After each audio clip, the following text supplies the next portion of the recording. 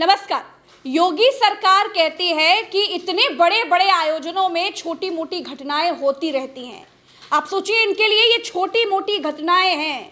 Bhaskar report करता है कि 35 से 40 लोग मर गए और इनके लिए छोटी सी घटना है। हमारे साथ भरत जी हैं इस पर बात करने के लिए। भरत जी, क्या कहेंगे? जी देखिए प्रज्ञा जी, बिल्कुल वाजिब फरमाया आपने संजय निषाद की बात की है। योगी सरकार में मंत्री संजय निषाद इस बात को कहते हैं कि इतने बड़े आयोजन में छोटी मोटी घटनाएं होती रहती हैं। मैं आपको इस पूरे कुंभ मेले का एक छोटा सा बिल्कुल बहुत छोटा सा आपको सिनेरियो बताना और दिखाना चाहता हूं। बहुत बिल्कुल छोटा सा मैं आपको सिर्फ 3 तस्वीरें दिखाऊंगा और इन 3 तस्वीरों में आपको समझ में आ जाएगा कि योगी सरकार है क्या, भाजपा सरकार है क्या, और कुंभ में किस तरीके से अमीरों और गरीबों के बीच में खाई पैदा की गई है। गरीबों को बिल्कुल कीड़ा मकोड़ा समझा गया है। पहली तस्वीर आपके सामने ये है और इस तस्वीर में आप देखिए कि इसमें योगी आदित्यनाथ, ये तस्वीर आपकी स्क्रीन के ऊपर, योगी आदित्यनाथ पूरे अपने कैबिनेट के साथ 53-54 लोगों के साथ नहा धो रहे हैं गंगा के भीतर। ये दूसरी तस्वीर आपकी स्क्रीन के ऊपर अमित शाह की है। ठीक है, ये तो नेता हो गए। अब आप उद्योगपति देख लीजिए। ये दूसरी तस्वीर अडानी की है।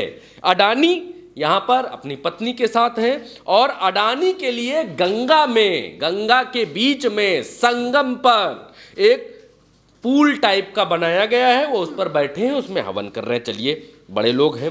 तीसरी तस्वीर आप देखिए। तीसरी तस्वीर में पुलिस वाले एक स्ट्रेचर के ऊपर आम आदमी को घसीटते हुए उठाकर लेकर जा रहे हैं, भाग रहे हैं लेकर।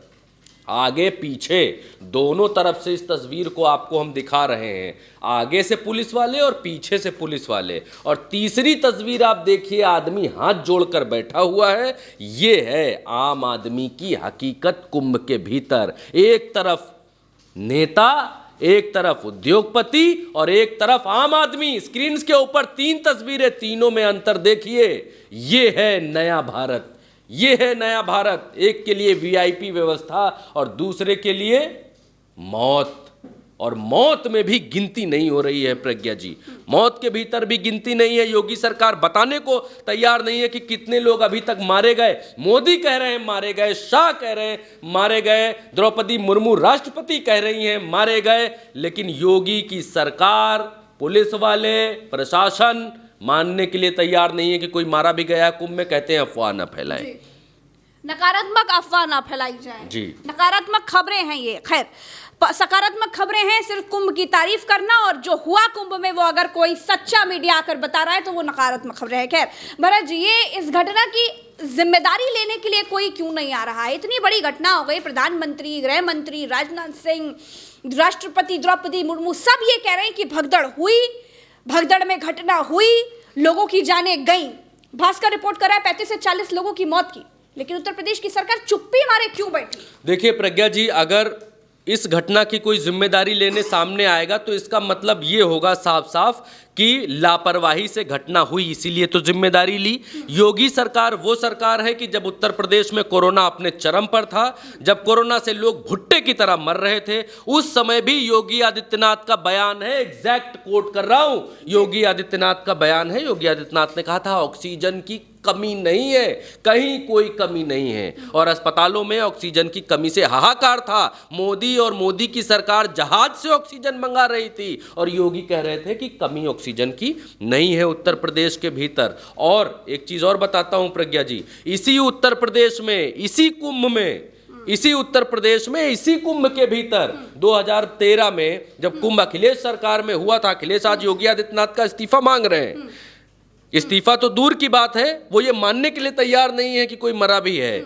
योगी आदित्यनाथ, तो कोई सरकार, ये भी तो बात है कि कोई सरकार क्यों मानेगी, क्यों मानेंगे योगी आदित्यनाथ की हमारी सरकार, हमारी ये नाकामी है और नाकामी की वजह से इतने लोगों की जानें चली गई। जब वो कोरोना में ऐसा पहले हम देख चुके हैं कि अपनी लापरवाहियों को नहीं माना था ना, तो क्यों मानेगी सरकार? आप मुझे बताइए 2013 में क्या हुआ था? क्या इस्तीफे हुए थे किसी के? प्रज्ञा जी, 2013 में भी कुंभ था, मैं इसी बात पर आ रहा था। 2013 में भी कुंभ था, सरकार अखिलेश यादव की थी, केंद्र में सरकार कांग्रेस की थी। और इसी कुंभ में, इसी कुंभ के दर्मियान, अमावस्या के समय बड़ा आयोजन था उस दिन कुंभ का, शाही स्नान था, और उसके बाद होता यह है कि शाम का वक्त था, मैं उस समय न्यूज़ चैनल में मौजूद था और इस खबर की पल पल की अपडेट्स लोगों को दे रहा था। उस समय समाचार प्लस नाम का एक चैनल हुआ करता था, नोएडा से चलता था।